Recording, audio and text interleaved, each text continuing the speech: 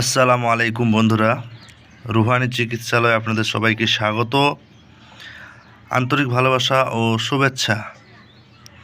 আশা করি সকলেই ভালো আছেন। আল্লাহর বিশেষ রহমতে আমিও ভালো আছি। তো আজকে আপনাদের জন্য যে আমলটা বা যে তাবিজটা বা যেই এলএমটা বা এসএম বা বিদ্যাটা নিয়ে আসছি, সেটা একেবারে অব্যর্থ এবং কি অদ্বিতীয় বলা হয়।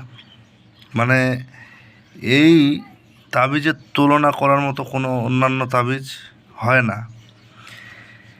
এটা মূলত হজরত শেখ ফরিদ এর আজমাইশে এই তাবিজটা কিন্তু প্রকাশ করা হয়েছে, এমনকি এই তাবিজের গুরুত্ব দেওয়া হয়েছে। কথা বুঝতে পারলেন? তো হজরত শেখ ফরিদ, আপনারা এমন কোনো ব্যক্তি নাই যে এই লাইনে কাজ করে আর জানে না। আশা করি সকলেই জানেন। তো ইনি হচ্ছে একজন পীর আউলিয়া। তো ইনারি ফরমাইশে আজমাইশ বলা হয়, ফরমাইশ না, ইনারি আজমাইশ মানে কি, যে সে নিজে এটা কাজ করেছে, এমনকি মানুষকে কাজ করার মতো স্বীকৃতি দিয়ে এই বিদ্যাটার অনুমতি স্বরূপ প্রকাশ করেছে। এখন তিনি যেটা প্রকাশ করলো বা যেটা বলল, সেটা হচ্ছে একটা সিস্টেমের মধ্যে, সিস্টেম বুঝেন, একটা সিস্টেমের মধ্যে। তো আপনাদের মাঝে আজকে যে আমি বিদ্যাটা নিয়ে আসছি, ঠিক সেই সিস্টেমের মতোই করে আপনাদের কাছে আমি তুলে ধরব। তো ইনশাআল্লাহ এই তাবিজের বরকতে আপনাদের যাবতীয় সমস্যা, যেমন কেউ যদি চলে যায় আপনার বাড়ি থেকে, আপনার স্ত্রী হোক, আপনার নকর চাকর হোক, আপনার ভাই ব্রাদার হোক, আপনার আপনজন কেউ হোক, এমনকি আপনাদের যদি এখানে উল্লেখ করা হয়েছে যে আপনাদের যদি কোনো গৃহপালিত পশু যদি চলিয়া যায়, সেটাকেও ফিরে আনা যাবে। তবে ওটাতেও তো নিশ্চিত দেওয়া হয়নি, কারণ সেই গৃহপালিত পশু অনেক সময় বাধা থাকে লোকের হাতে, এবং অনেক সময় সেগুলোকে আবার হালাল করে কেউ ভক্ষণ করেও নিতে পারে। তো ওই ক্ষেত্রটা আলাদা। কিন্তু আপনাদের এই যে সব বিষয়গুলো বললাম, এগুলো আপনি 100%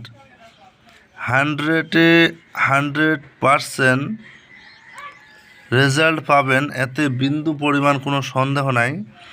তবে একটা জিনিস বলে দিই, গুরুর এজাজত ছাড়া কাজ করাটা অন্ধকারে আয়না দেখার মতো।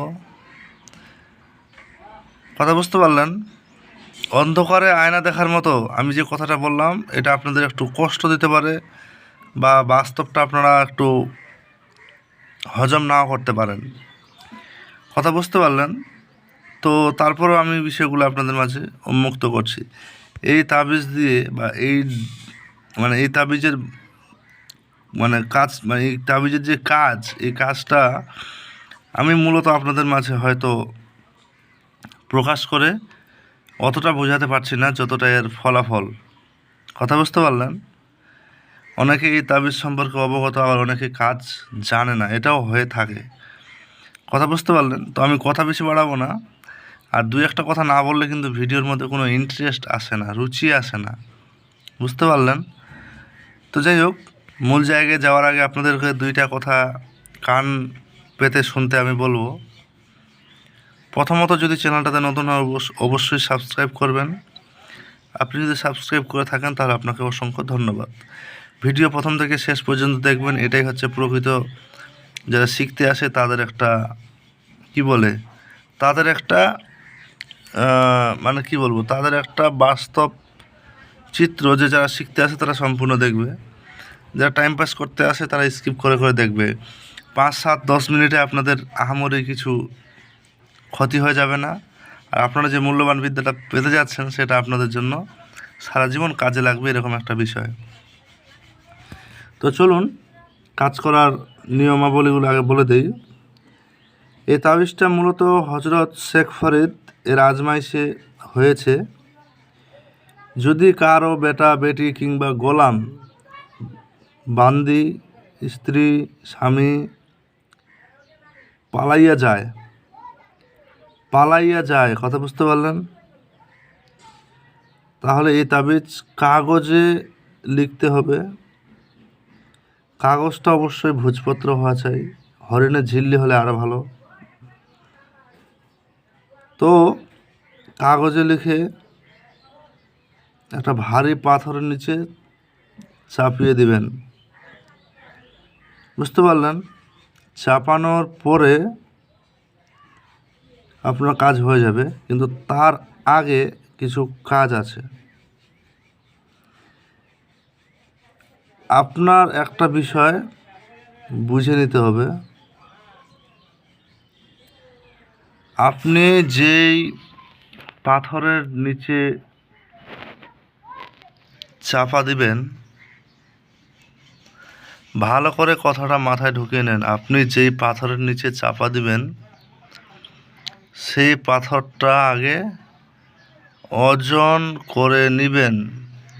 পাথরটা কত, 2 কেজি, 4 কেজি, 5 কেজি, যতটা ওজন হবে ততটা ওজনে বাতাসা, কথা বুঝেন? আপনার পাথরের ওজনটা যদি 5 কেজি হয় তাহলে আপনাকে 5 কেজি বাতাসা কিনে আনতে হবে, কথা বুঝতে পারলেন? 5 কেজি বাতাসা কিনে আনতে হবে।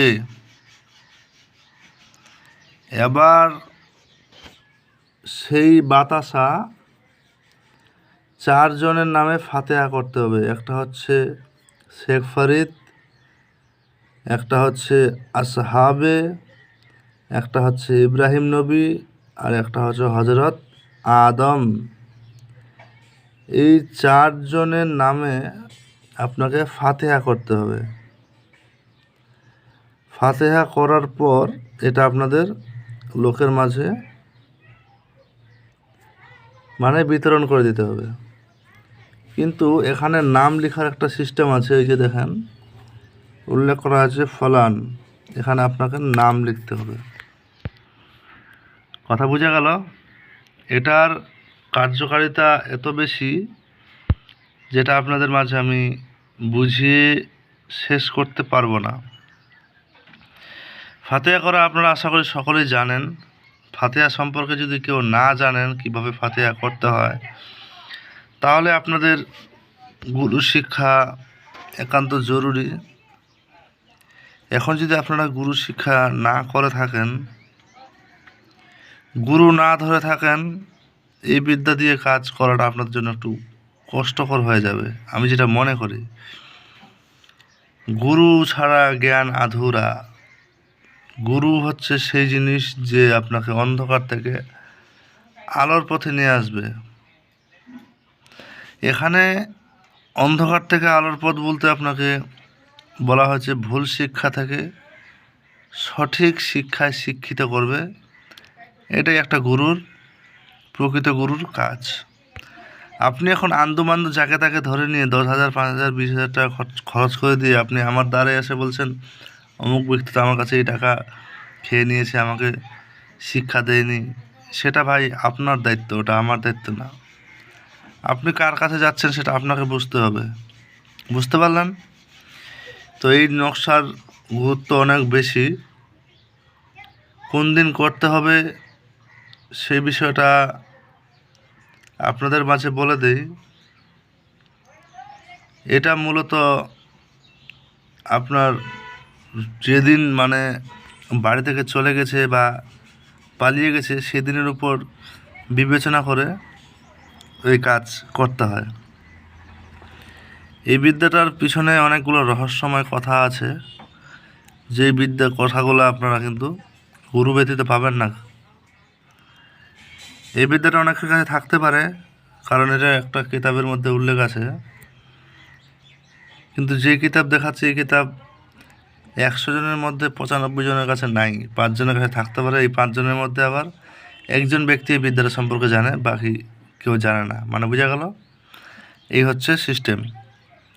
তো যাই হোক, আমি মোটামুটি আপনাদের মাঝে বলে দিলাম এই বিদ্যা যদি কেউ শিখতে চান, কারো যদি ইচ্ছা আকাঙ্ক্ষা হয়, অবশ্যই যোগাযোগ করবেন। পর্যাপ্ত পরিমাণে হাদিয়া আদায় করে আপনারা বিদ্যাটা সম্পূর্ণ গ্রহণ করতে পারেন। এটা আপনাদের কাছে খোলাসা কথা।